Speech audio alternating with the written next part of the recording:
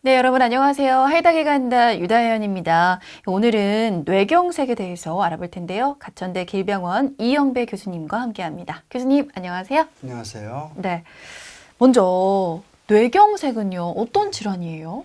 예, 뇌졸중은 먼저 뇌혈관 질환입니다. 뇌혈관은 뇌에 산소와 영양을 공급하는 통로로 뇌혈관에 문제가 생기면 산소와 영양 공급이 중단되어서 그 부위의 뇌세포가 손상되거나 죽게 되면서 반신마비, 혼수, 어지럼증 등의 증상이 나타나는 뇌졸중이 생기게 됩니다. 이런 뇌졸중은 크게 뇌경색과 뇌출혈로 나눕니다.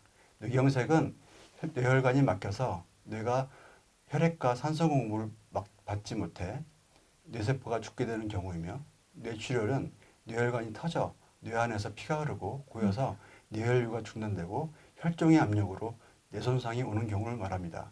선진국일수록 고혈압 등 만성 질환에 대한 관리를 잘하고 고령화되어 뇌출혈 발생은 줄고 뇌경색이 더 많으며, 한 통계에 따르면 뇌졸중의 약 85% 정도가 뇌혈관이 막히는 뇌경색입니다. 우리나라도 성인병 관리 개선과 고령화되면서 뇌출혈보다는 뇌경색 발생이 훨씬 많은 상태입니다. 교수님 네. 그러면요 이 뇌경색이요 왜 발생을 하는 거예요?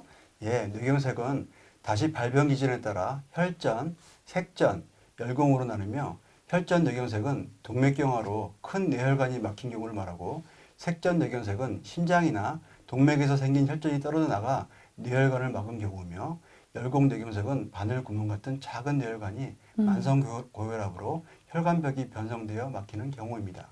고혈압 등으로 뇌혈관 벽에 손상이 생기면 혈소판과 섬유소가 응집되어 이곳에 혈전이 형성되고, 혈관벽이 서서히 두꺼워지면서 결국 뇌혈관이 완전히 막히면 혈전 뇌경색이 발생하여 혈관 공급을 받지 못하게 되는 뇌조직이 파괴되어 여러 가지 증상을 일으킵니다. 뇌석전은 동맥 혹은 심장 내에서 생긴 핏덩어리나 괴사된 조직이 혈류를 따라서 흐르다가 뇌동맥에 가서 자기 크기보다 작은 혈관을 막아서 일어납니다.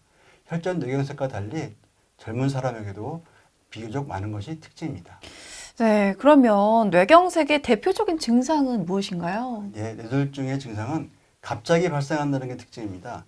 대표 증상은 한쪽 팔다리에 힘이 없거나 저리고 감각이 없다, 말을 못하거나 무슨 말인지 알아듣지 못한다, 말할 때 발음이 어눌하다, 멀미하는 것처럼 심하게 어지럽다, 걸을 때 술 취한 사람처럼 휘청거리거나 한쪽으로 치우친다, 시야 한쪽이 잘 보이지 않거나 둘러 보인다, 갑자기 아주 심한 두통입니다.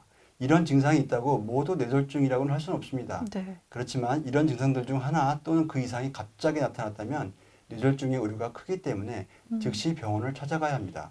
간혹 이런 증상들이 나타났다가 저절로 사라지는 경우도 있는데, 증상들이 수분에서 수십 분가량 있다가 최대 24시간 이내에 저절로 사라진 경우를 일과성 뇌허혈이라고 합니다. 네. 이는 뇌경색의 전조 증상으로 조만간 뇌경색이 발병할 위험이 매우 높기 때문에 증상이 사라졌다라 하더라도 즉시 병원에 가서 진료와 검사를 받아야 합니다. 뇌졸중이 의심되어 병원을 찾는 분들 중에는 손이 떨리거나 눈꺼풀이 파르르 떨린다는 분도 계시고, 뒷목이 당기고 뒷골이 뻐근하다거나 팔다리가 뻣뻣하고 양손 또는 양발이 저리다는 분도 계십니다. 네. 이러한 증상들은 뇌졸중과는 높은 관련이 없습니다. 하지만 다른 질병에 의한 증상일 가능성이 있기 때문에 병원에 가서 신경과 전문의의 진료를 받아보는 게 안전합니다. 네, 잘 알겠습니다. 오늘도 가천대 길병원 이영배 교수님과 함께했습니다. 감사합니다. 네, 감사합니다.